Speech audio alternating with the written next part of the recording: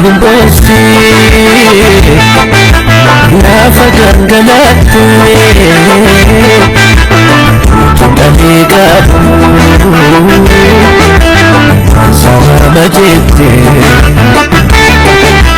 Oyalim bosti Nafa gangalatu Tutani gabu Sama majete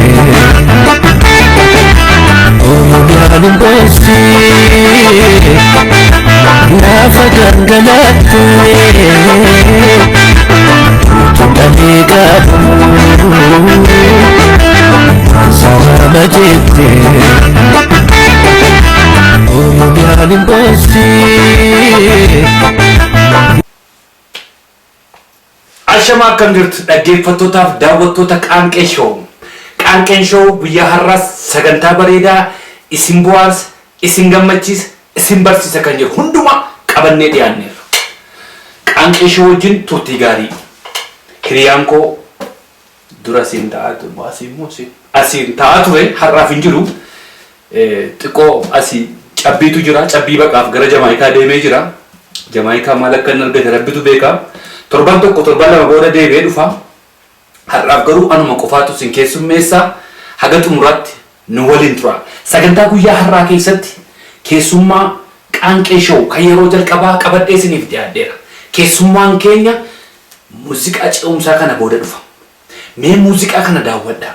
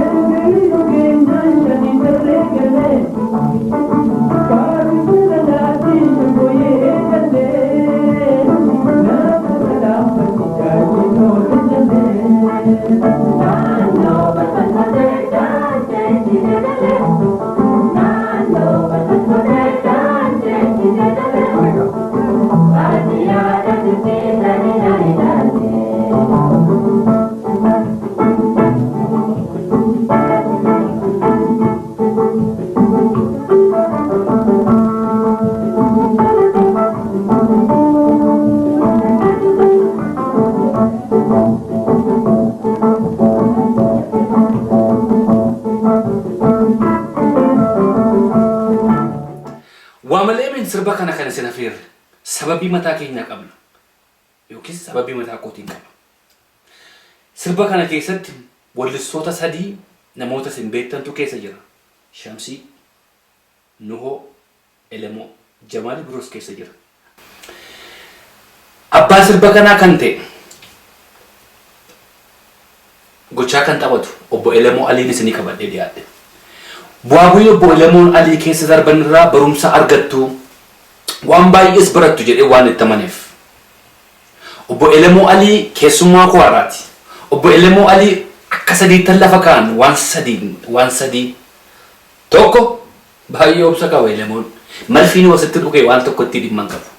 Obsa guddaa qaba. Lama artistoota Oromoo hedduu qabnu keessaa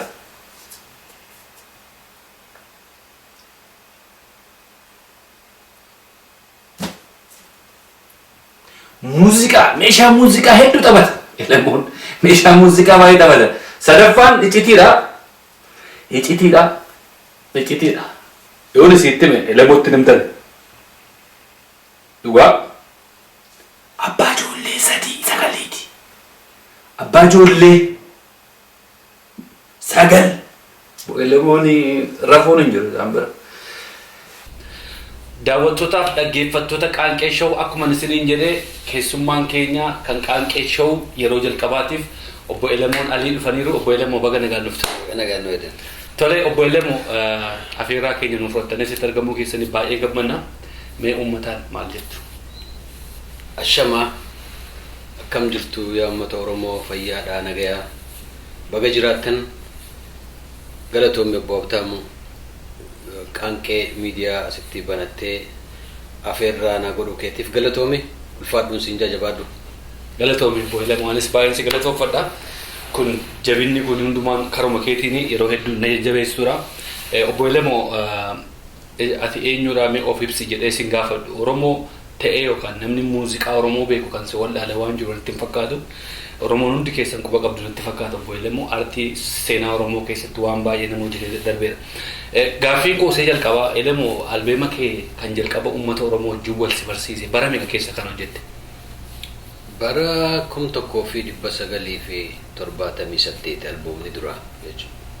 78 sirboota jalqabaa hojjette sana maqaa isaanii beektaa? Maqaa isaanii beeka. Naafis yaadannoodha. Yaadataa jechuudha. Tola. Inni tokkoffaa bittaa lafa jalaa kan jedhu. Bittaa lafa jalaa harkoota guddinaa baadhachuu dadhabde ayyoon Oromoota. Isa suni kan itti aanu gobanaa daacee kan jedhu. Seenaa dheeraa saba Oromoo keessatti gabroonfamarraa jalqabee haga har'aatti hin jiru akka gobanaa jibbamaa hojii isaa hunda keessattuu cubbamaa kan jedhu. Perfect. Hin dhaabbatu gaawwanni isaa akkasumatti itti dhufa. Qawwee fannifatee fa'a. Naannoo sun isaanis qawwee fannifateenis. Gaaratti hirkatee. Isaa fi duris Oromoodha har'aas Oromummaa maqaa meeshaan taane akkamiin jijjiiramaa kan jedhu sunis yeruma sun. Sirboota baay'ee sirbooti kee sirboota lubbuu qabu haga har'aa. Sirboota kee nama dhaggeeffatee bo'u biyyatti nan beeka namoota hedduudha. Sirbi kee seenaa qabsoo Oromoo keessattis waan guddaa hojjete namoota hedduu kakaaseera. Sirba kee kan hin dhaggeeffata 1991 yeroo duraati yeroo adda bilisummaa Oromoo galanii yeroo sana keessa sirbii noofaa kan keefaa maal akka ta'e hin beeknu turre. Afaan Oromoo loqoda sirbiin yemmuu sana jedhamu sana waan hin beekneefi ergasiitti gaa yemmuu sana sirba Arabaa wayii seena. Ergasii bubbullee Waaqayyoof haa galatu qabsoo Oromootiif haa galatu har'a hin beekna. Anis har'a si wajjin taa'ee haasa'uu baay'ee natti tola nan gammada. Akka utuutiin dhufin dura waan baay'een dubbachaa ture waa'ee kee Elemoo waan sadiin hin ka'a lafaan jedhe. Tokko obsa keeti. Obsa yemmuu jedhu obsi kee suni kaayyoo kees qabattee akka turtu si gargaareera. Lama meeshaa muuziqaa baay'ee taphattaa. Sadi immoo booda dubbanna waan silan dubbatanaan jedhe wanta ta'eefi isa boodaaf hin kaawwadhe. Mee artistoota Oromoo jiran keessaa meeshaa muuziqaa hedduu taphatta namoonni amma kan ittiin si beekan yeroo hedduu kiiboordiidhaa fi gitaara. Meeshaalee muuziqaa taphattu uummata keenyatti nu dandeessa. Taniin duraan ittiin jalqabe ta dura harmoonikaadha. Harmoonikaan hin eegalee dabree ammallee numaan taphadha mataa kiyyaaf. Uummataa fi miti isteejii irratti illee toltu taphachuuni. Isii warra dabree fuluutaas akkasumatti hin jalqabee ture. Fuluuta illee numaan taphadha. garuu caalaa ammanta yeroo ammantana gitaaraa fi kiiboordii dabree beezaa siniin taphadha. Ati gaa jarreen kana jechuudha. Meeshaa muuziqaa hedduu taphattasii muuziqaa manatti sin qindeessita artistoota biraatiif taphatteetta hamma tokko nan beeka. Mee artistoota gurguddoon warra amma aartii Oromoo keessatti gurguddoon jedhamu ka'ee warra xiqqoo akka kootii fa'aarra jechuun umurii utuu hin taane sirban jechuu kooti warroota akkasiitiin muuziqaa nama meeqa eenyu fa'aatiif kan taphatte? Yoon maqaa dhawe hedduudha. Isaanu maqaan dhoyne. Nuti dha'uu qabna gaa. Nuti dha'uu qabna. Namni maqaa dhawee abbaan illee himatee hin jiru. Garuu hangama kootii waan hin godhe hedduu jira akka nama tokkootti aartii teenya illee gargaaruudhaaf. Haa ta'u immoo isaan keessaa akkuma atuu bantu qamariif sirba isaa kan dura. Adde amartii illee. Amartii waa'ee. Shamshii biroo. Nuhoo Gobana. Nuhoo. Turee Leencoo. Hedduu gaa jarriin Aanaa. Abdaamuu Lammoo. Daagimis keessa jira. Daagim kiiloleenis keessa jira. Hedduudha gaa yooniin akkasitti niin hima jeemmaan tana namni isaanuu hin himne jeetumaan firraa callisanis. Nuti dubbachuu qabna maaliif qaanqee shooni waan dhokote hin saaxilti. Fayyaa ta'e. Kanaaf wanta dhokote kireeditii namaa kennuun barbaachisaadha. Maaliif hojii nama tokko irratti yoo abbaa sana hin galateeffanne haamileen namaa cabcabaa deema. Hojiin kee eenyummaa kee ibsa. Anamma uummati kun anatti meebii hin beeku. Amma sirba qamarsa turaa dhaga'e sana keessatti maaliyyaa isaanii wal fakkaachuu nuti hin feene sirbi suni harka kee akkachi keessa jiru mul'ata natti. Maaliif jechoota muuziqaan isaa hundumaan isaa muuziqoota keetti hojii wal fakkaata.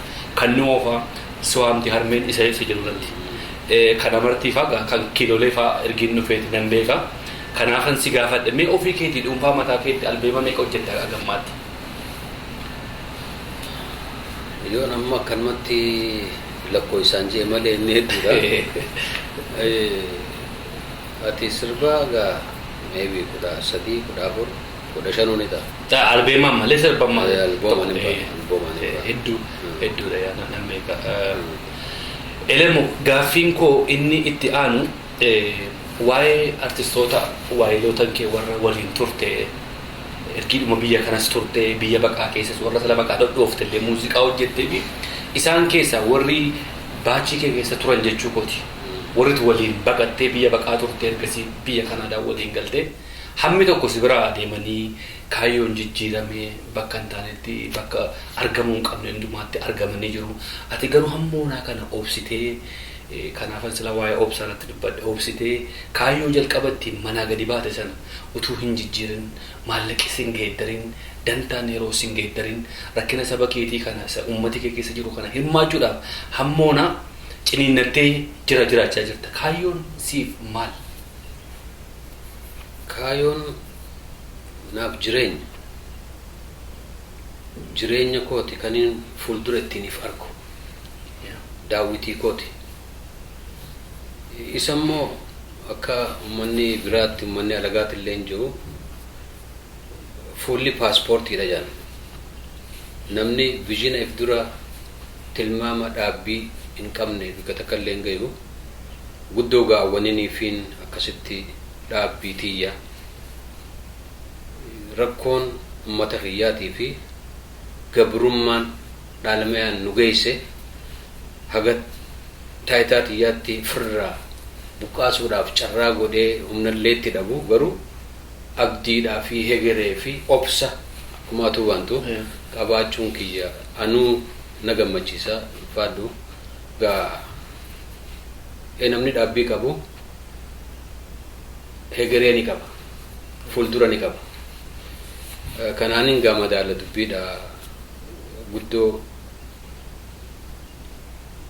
bilisummaa uummata Oromootiif carraa hanga taayitaa tiyyaatti if boodan deebi'u niin sossoohaa waan hin danda'u qabeenyaan jireenyaan obsaan walaloodhaan sirbaan haga taayitaa tiyyaatti akkuma atuu gartu kana gaabtaamu hin dhiifnettumaan jira abdiin kiyyaa suni. Dhugaadha waggaa 14 fadeeffamanii fatergii wala garreegu yeroo jalqabaa 2001 yeroo wala garre sana Keeniyaan ture Keeniyaa irraa namooti xiqqoo achitti hamma tokko narra rakkachaan ture namooti tokko maal naan jedhu elemoon beektu naan jedhu elemoo yoo beektee harmee kee ture fakkaatachi yommuu sana elemoo yoo beektu ta'ellee harmee isaa bira dhaqinaan jedhu akka namoota baay'ee gargaartutti achitti kan nagaa ture ergiin dhufees immoo dhugaadhuma banni kee akka mana kiyyaatti keessa ture yommuu jalqaba biyya kana dhufe waa'ee aartii Oromoo irrattis guyyaadhuma jalqaba wal agarree mana amartii waaree ture achirraa otoo mana kootti dhageessitooti galgala seenaa koo walitti dubbanne isa manaan dhageessu iyyuu jijjiirame mana kee deemne jechuudha. Achirraa hin eegale waa'ee aartii kan mee daawwattoota keenya haasaa duwwaa isinitti hin baay'ifnu sirba tokko uummata afeerree qabxii sattaarotti immoo hin deebina haasaa baay'ee qabnu obbo Elemoo wajjin hin turinaa gitaara isaa isa sila dubbanne gadi fuudha.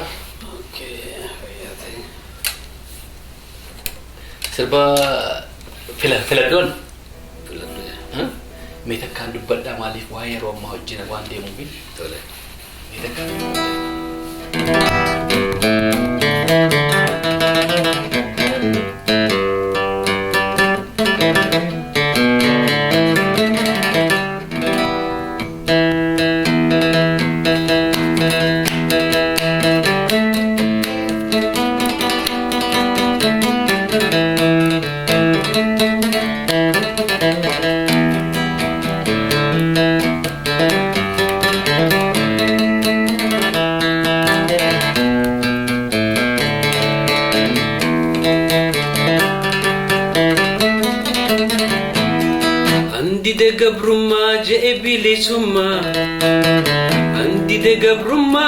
bilisumma Oromoo dhaabakoo abdiin kiyya summa hagamuu yoo turtu immoo hin sikeetuma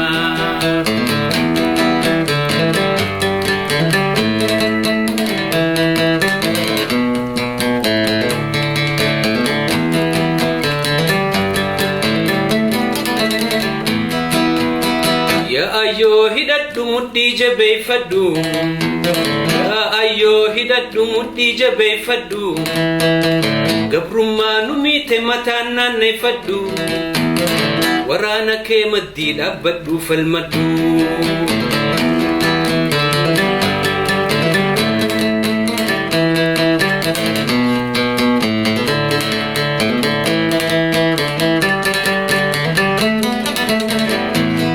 meetakaan dubbadha meetakaan himadha meetakaan dhammadha meetakaan dubbadha meetakaan himadha meetakaan dhammadha Oromoo saba koo mee na dhageeffadha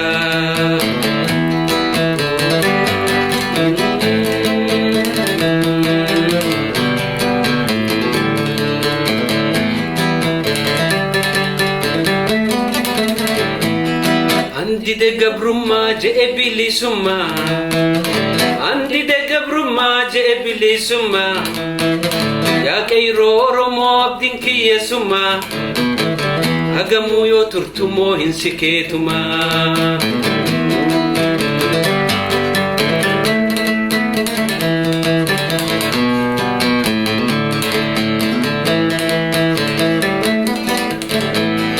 Andide gabrummaa je'e bilisummaa Andide gabrummaa je'e bilisummaa Abaa odaa bakoo abdiin kiyyesummaa hagamuu yoo turtu moo hin sikeetumaa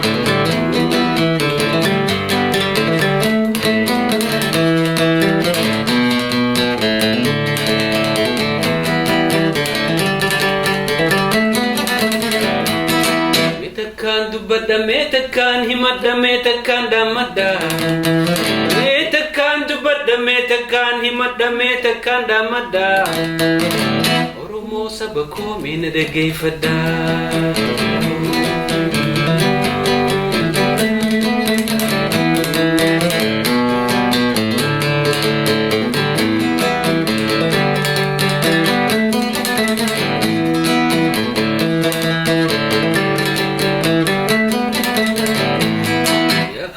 hidadhu mudhii jabeeffadhu ayyoo hidadhu mudhii jabeeffadhu gabrummaa nu miite mataan naanneffadhu waraana kee maddii dhaabbadhu falmadhu.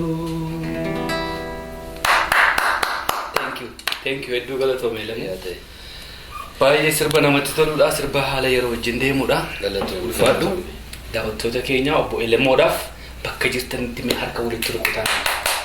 Galatooma. Warri harka isin dhukkubus immoo akka jedha. Tole Elemoo gaaffii keenya amma gara xumuraarra gahaa jirra. Inni sila siin jedhe immoo waan sadii jedhe keessa waan lama dubbanneerra. Inni sadaffaa suni namooti baay'een illee hin beekan ta'e Waaqayyoon si eebbise ilmaaniin abbaa ijoollee sagaliiti. Artistoota Oromoo keessaa isa kanaanis hin beekamta. Mee arti ijoollee kee keessaa kan karaa kee qabate jiru? Jirane ijoollee sadiitu jira. Sadeen keessaa Ibsaa Elemooti. Itti aansee Leensaadha. Kaanis Obsani. Sana Austraaliyaa Austraaliyaa gitaara argeera. Ibsaa faallee hin beeku namni sirba isaanii kan obsan garuu Feesbuukii irratti argeera gitaara baatee jira. Xiqqoo namni waggaa 10 guute. Waggaa 10 maaliif ta'e 12 maaliif ta'e. Ati gaa ofii keetii ijoollee keessa bakka bubbuufatteetta. Ibsaanis baay'ee cimaadha. Ijoolleen biroos ijoollee firoota keetiis kan taphatan hedduu jira. Isaanis karaa hawwisoo keessa jiru. Baay'ee namatti tola. Mee Qaanqeen Show qoosaas hin qabdi. Qoosaas immoo waan si mudate yookaan waan hiriyoota kee mudate keessa waan nama kokkobalchiisu lamaan tokko yookaan tokko waan hin qabdu daawwattoota keenya. Ta dura uumammaati jette kana ijoollee 9 qabdaa. Ani immoo eega 9 naa goote galata Rabbii Waaqayyoon haa galatu. 9 ani immoo 7 beeka ijoollee tiyya. Ani ofii itti of dabalee ammoo 2 ilaateeti tokkosii kadhiyaanu kasa illee isaan beekne lammeessa. Waan akkasiiti torbumaan qabaa garuu 9 tokkoftaa muudha kaanis gurbaa amma dura nagarre akkasiin jaagaa guddoon. Ayyee waa'ee gurbaa hiriyaa keetii tokko Toronto irraa kan dura himteetti waa'ee sun yeroo baay'ee waan na qabalchiisuuf akka daawwattoota keenyas gurra nuu buustu barbaada. Waa'ee sabbaa Shibeeriisa. Naannawa magaalaa tanaa migaa magaalaa guddittii teenya muummitti Kanadaa Toronto bakka namni hedduun jiru jechuukooti magaalaa muummitti eeggan jiru otoo waan baanu Toronto keessa namuu dalagaa hojii adda addaa waan hojjetu jecha nama keenya keessaa namni tokko gabaabaadha taaksii shufeera taaksii oofaa naannawa gara hoteelaa kana taaksiileen hedduun laayinaappii dhaabbatu laayinaappii keessatti gaa hiree eeggatan yoo akka tasaa ta'ee namni amna dheertuu deemu isaan qunname guyyaan isaanii tolee jechuudha horiis gaarii argatu. Kana namtichi tokko shaantaa qabatee isaa ol deemu makiinaa seenee jechuudha. Makiinaa seenuudhaaf hulaa banatee eerpoortii jeetuma hulaa cufe. Hulaan laaftuudha waan akka gartee cabxee bu'uu deemtu fakkaatti namtichi seeftumu isaatiif sodaateeti. Hulaa cufe. Hulaa cufnaan thank you jeeti makiinaa kaafatee garam deema kara eerpoortii. Eerpoortiitti dhufee deeme eega terminaala bira dhiyaate seer maaliif gaa eerpoortiin tun terminaala adda addaa waan qabdu jecha namticha gaafachuudhaaf sir where you going jeen eessa deemtaa namtichaan jennaan namni jalaa dubbatu dhaban sir firraa gabaabaadhaami firraa wanni marii akka tokko gallakkiseeti wal garagalee uffaalaa namtichi jiru wayyoo anaa bale namtichi reediyoona qabatee namni badee namaan na biraa badee konkolaataa keessaa namni badee jee baanne jiru eessa jirtaa eerpoortii eessaa fuutee daawuntaawun bikka irraa dhufte deebi jaanii daawwattoota keenya qoosaa miti waanuma sirrii ta'eera hiriyaa Lemoorraa waan ga'eedha. Lemoo hedduu ulfaadhu. Isa dhumaa gaan akkuma beekamu yeroo ammaa kana qabsoo ati waggaa hedduu keessa turte qabsoo isin waggaa hedduu dura eegaltanii minaan isin waggaa hedduu dura facaastanii itti beeloftanii, itti rakkattanii, itti agabooftanii biyyaa isin baase firee godhachaa jira amma yeroo ammaa kana ija godhate qabsoon Oromoo guddattee qeerroon Oromoo biyya keessaa jajjabaattee ilmaan Oromoo jajjabaatanii dhumaatiin utuma jiru dhumaatii sana biraan garuu rakkina Oromoo addunyaa hundumaa biratti beeksisaa jiru. Kar tokkoon du'uun isaanii nu gaddisiisa. Karaa biraatiin immoo gochaa isaan gochaa jiranii laphee dhiibne har'a Oromoo jennee amma kan durii caalaa daran akka boonnu gootummaa Oromoo nu gochiisaa jiru. Waa'ee kanarratti qeerroo Oromoo dargaggoota biyya Oromoo sirboota keetii waggaa hedduu ergaa daddabarsaa baateetta amma waan ittiin jettu yoo jiraate carraa guutuun siif kenna dargaggootaan itti fufuu dandeessa. Galatoomii obbo Abtaamuu carraa kana naa kennu keetiif ani guddoon hin dhaammadhu dhugaa dubbachuudhaaf ani gammachuu hagan qabneetu natti dhaga'ama. Osumaan gaddu gammachuu keessa yeroon bo'ellee ni qaba. Har'a yeroo uummanni Oromoo addunyaa tana keessatti biyyi uummata Oromoo hin dubbanne yeroo har'aan tanaa keessatti hin jirtu.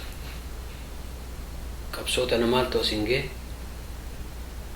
haa jalqabdu malee qeerroon uummatni Oromoo maasiin waliigala warri sabaaf yaadu warri sabaaf dhaamatu ka'ee wareega lubbuusaa qawwee takka malee diina dura dhaabbatee falmatee lakki tiyyateetii miti narraa deemuu qabdaa jechuudhaan falmaan isin gootan har'a addunyaa mara keessa geessee uummanni Oromoo mirgisaa eeggamuu qabaa jaanii murteessanii jiru. Kuni hafteen qabdu gammachuu guddoodha. Ani jabaadha isiniin boona isinis nin galatoonfadha isinii walis nin jira qeerroon haa jiraattu uummanni Oromoo hamilee fi fedhiidhaan ilmaan isaa bira ka'ee akkasitti dhaabbatee falmachuun har'a warra akka maletti nu xinxilaa ture warra akka maletti nu tuffachaa ture gubbaarraa gallaalaa jirra. Har'a uummanni sun ifitti dhaammotanii ifitti qaanfachaa jiru warri akka maletti duraan nu laallatu hundi. Kanaaf nuti mirga keenya qofaa miti uummanni Oromoo mirga keenya bira tarree kan saba biraatiis warra eeguu danda'u irraa tokko. Kanaaf galatooma jabaadhaa qabsoon teenyatti fufti keessaafuu haftee warri alaatiis sossoo'insi biyya addunyaa tana keessatti waliigala Afrikaa irraa jalqabee Aasiyaa, Yurooppaa, Noorz Ameerikaa keessatti Awustiraaliyaa wanni gochaa jirru waan sirriiti jabaadhaa ammallee itti jabaachuu qabna. Furmaanni keenya dhihaate falmaa guyyarraa guyyatti itti cimsuun dirqama keenya. Namni immoo harka kiisha isaan keenya keessaafuu warri ala jirru iddoo takka illee hin geenye. Kanaaf wanni takka ittiin xiqqoonnoo haftee waliigaltee ni qabna harka kiisha kaa jechuudha. Wanni ammas guddoo dhiifama dubbiillee isinitti dheeressu. Wanni niin barbaadu takka ittiin jaarmeenni uummata Oromoo waliigala agoobara tokko jalatti galee afaan tokko tahee nama tokko tahee warratti dhihaachuun nu barbaachisu irratti waliin yoo dhihaanne gaariidha. Xinxilaa dubbii fageessaa laalaa warri waa hubattanii fi warri waa hojjechaa jirtan fageessaa dubbii fageenyaan laalaa nama 5 taanee dhihaachuun nurra jiru nama tokko taanee agoobara tokko jalatti hiriirree jaaramnee jechi keenya tokko yoo ta'e qofa furmaata argachuu dandeenya. Guddoon inni isin dhaammadhu tana Oromiyaan ni bilisoomti. Hedduu galatoomee lemoo utumati haasoftu yaada tokkotu dhufe natti. Yaadi kuni warroota sila dubbanneerra haasaa keenyattis warra yeroo ammaa mootummaa wajjin hojjetu mootummaa nama ajjeesaa jiru mootummaa uummata keenya buqqisaa jiru mootummaa dhiiga ijoollee keenya akka corroqaa dhangalaasaa jiru. Kanaaf ergaa isa dhumaa yoo qabaatte isaaniifis akka dhadhaadhaan fayyaa ta'e wanni gaamiidhaan dhugatti nu dhaga'amti nu miidhaa jirti ani guddoon hin dhaammadhu warri keessaafuu Oromoo ta'e mootummaa abbaa irreetii wajjiin hojjechaa jiru sodaattee qawwee deebisuu miti boru haalli ni jijjiirama ummata kee cinaa dhaabbachuu dadhabdu qubatti laattee jennaan seenaan si gaafatti arra ummanni Oromoo falmaan inni itti jiru isa bira darbarteeti sabaaf sablammiin hundinuu jalatti hiriiruudhaaf qophiidha dhugaan isinitti himan kanaaf warri waan hubanne warri gurri keessan tokko tahee mootummaa abbaa irree dhageeffachaa jiru iddoo biraattis dhageeffadha guddoon isin dhaama haala biraatis addunyaa maalaa soittis jala deemaa dhageeffadha nama keessan hin miidhina roorratti wanni hin godhina hanga dandeessan takka dadhabdanii haalli isinittillee hammaatu quba nama keessanitti laatina qawween teessan haa dhaabbattu malee ummata Oromootti wajji garagalchitan seenaan isin gaafatti Oromoon dirqama keenya kan achi keessa jiruu fi kan ala jirus waan gochuun irra jiru sammuu teenya keessatti if gamaagamnee ilaaluun barbaachisaadha warri gamas jirtanis ummatatti as deebi'a.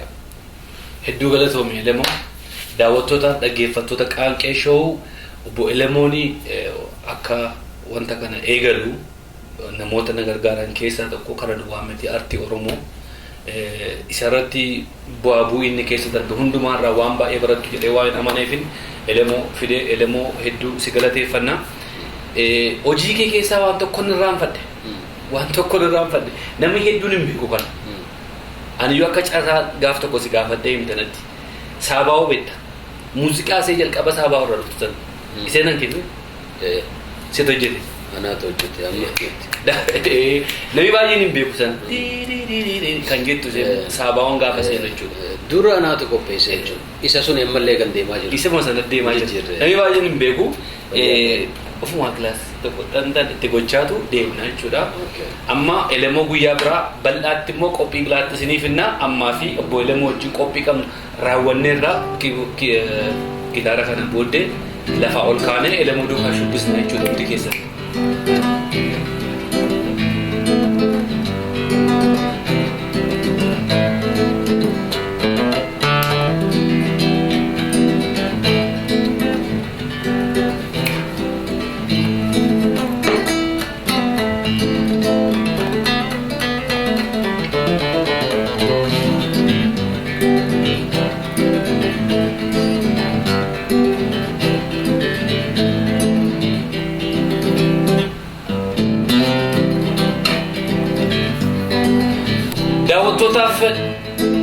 dhaggeeffattoota Qaanqee Show galatoomaa horaa bulaa ulfaadaa isin jenneerraa obbo Elemoo walii wajjin guyyaa biraa walitti deebinaa torban akka mooltan dhaggeeffattootaaf daawwattoota Qaanqee Show oduu guyyaa har'aaf qabannee dhiyaanne keessaa hangafoota oduu mul'ata muummicha ministeera Itoophiyaa duraa obbo Mallas Zeenaawii galmaan geessisuuf waraanni Agaazii waggaa 25 guutuu bassoo dhugaa ture gara dhiiga Oromoo dhuguutti ol guddate. kunis kanumaan otoo jiru muummicha ministeera obbo Mallas Zeenaawii galma geessisuudhaaf yeroo ammaa kana ilmaan Tigraay dhagaa keessaa gara biyya Oromiyaatti akka tisiisaa godaanaa jiru. Waggaa 25 dura kilaashii tokkoon biyya Oromiyaa kan dhufan hogganoonni TPLF yeroo ammaa tujjaarota gurguddaa magaalaa Finfinnee gamoolee gurguddaa magaalaa Finfinnee keessa jiranis akka bitatan beekamee jira. yeroo ammaa hoogganaa TPLFin arrabsoodhaaf tuffii ilmaan Oromootiif OPDOdha qaban kan balaaleffatan obbo Abbaa Duulaa yaada isaanii kennatan. haala kanaan Abbaa Tsaayee arrabsoo isaanii dhaadiyoo arrabsuu yoo itti fufaniif Abbaan Duulaa shimala isaaniitiin Abbaa Tsaayee mataa yoo tarsaasan ilmaan Oromoo miliyoonii 40 biratti kabajaaf guddina ulfina guddaa qabu kan jedhames shakkii guddaan geemaa jira. oduu biyya alaa artisti Hirphaa Gaanfuree jiraataan biyya Norway magaalaa Bergen guyyaa kaleessaa obomboleettii cabbiidhaaf qilleensa wal makee roobaa turen mana isaaniirraa gara dunkaanaatti aannan bitachuuf deemaa kan turan obomboleettii guyyaa kaleessaatiin butamanii cabbii keessatti galagalan. obbo hirphaan haa ta'u malee qaama isaanii tokko irratti miidhaan tokko hin ga'iniyyuu malee rifeensi ija isaanii tokko irraa buqqaateetti. Gara fuula duraatti obbo hirphaan karaa biyya Noorweey keessa deemuudhaaf dhagaa paawundii 10 haga 20 borsaan duddarratti baachuu qaba kan jedhan dooktoroonni biyya magaalaa Bergen dubbatan. Gabaasaa oduu kanaaf Tottobaa Taaddasee magaalaa Noorweey irraa. Oduun guyyaa har'aaf qabnu kanuma nagaatti nuuf tura. Daawwattootaaf dhaggeeffattoota Qaanqee Show sagantaa keenya har'aatti gammaddan itti bohaartan waa xiqqoollee taatu irraa barattan jennee amannaa nu wajjin waan turtaniif hedduu galatooma. Sagantaa birootiin torbanitti amma wal agarutti nagaan nuuf tura. Sagantaa kana qopheessee kan isiniif dhiyeesse ana Habtaamuu Lamuuti. Yoo yaada qabaattan nu barreessaa, koomiis nu barreessaa, waan isin tole nu barreessaa, waan isin tole nu barreessaa. Sagantaa birootiin torban walitti deebinaa. Ammaaf nagaatti isiniin jennaa. Sirba itti aantu kanaan sirba itti aantu kanaan sirba itti aantu kanaan. Always been the same. I represent my people, the glory and the pain. They yelling nose up, I say the same. O's up, baby.